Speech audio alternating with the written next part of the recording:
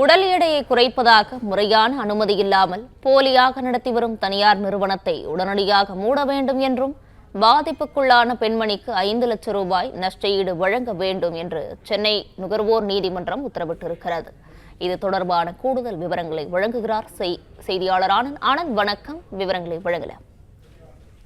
வணக்கம். சென்னையைச் சேர்ந்த சரண்யா என்பவர் உடல் எடையை குறைக்க வேண்டி சென்னை அமர்தக்கரையில் உள்ள VLCC என்ற தனியார் மருத்துவமனையில் சிகிச்சை பெற்று வந்தார். அவருக்கு எலக்ட்ரோமெக்டனல் தெரபி என்ற சிகிச்சை மூலமாக உடல் எடையை குறைக்க என்று மருத்துவர்கள் தெரிவித்தனர். பின்னர் கடந்த 2023ஆம் ஆண்டு நவம்பர் மாதம் இதற்கான சிகிச்சையை அவர் பெற்றுள்ளார். ஆனால் சிகிச்சையின் போது அவரது உடல் முழுவதும் தூக்கி வீசப்பட்டது. இதனால் பல்வேறு உடல் பாதிப்புகளுக்கும் உபாதைகளுக்கும் ஆளானார்.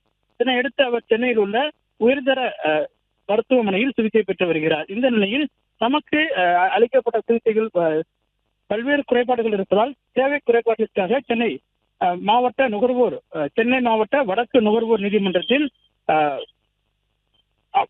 சரண்யா சார்பில் அவரது வழக்கறிஞர் மனு தாக்கல் செய்தார். இந்த வழக்கை விசாரித்த மாவட்ட நுகர்வோர் நீதிமன்றம் இன்று தீர்ப்பளித்தது. அதில் இந்த மருத்துவமனை என்பது உரிய சான்றிதழ் இல்லாமல் முறையான அனுமதி பெறாமல் நடத்தி வருவதாக தெரிய வருகிறது. எனவே இதனை உடனடியாக மூட வேண்டும் எனவும் தெரிவித்தார். மேலும் சரண்யாவுக்கு மருத்துவமனை நிர்வாகம் சார்பில் 5 லட்சம் ரூபாய் நஷ்டஈடு வழங்க வேண்டும் எனவும், மேலும் வழக்கு செலவிற்காக 5000 ரூபாய் வழங்க வேண்டும் எனவும் நுகர்வோர் நீதிமன்றம் உத்தரவிட்டிருக்கின்றது. விவரங்களுக்கு நன்றி ஆனந்த்.